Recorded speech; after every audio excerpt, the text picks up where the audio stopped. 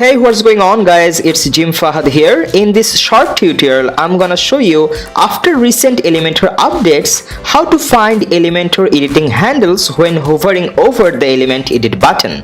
So you don't necessarily right click each time to edit any column, duplicate, add new column or even delete it.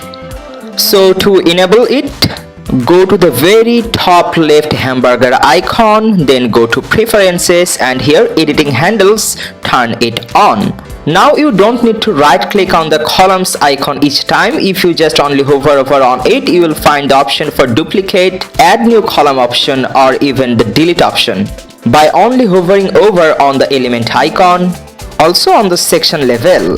Thanks for watching and don't forget to subscribe to get to know about any updates related Elementor or WordPress.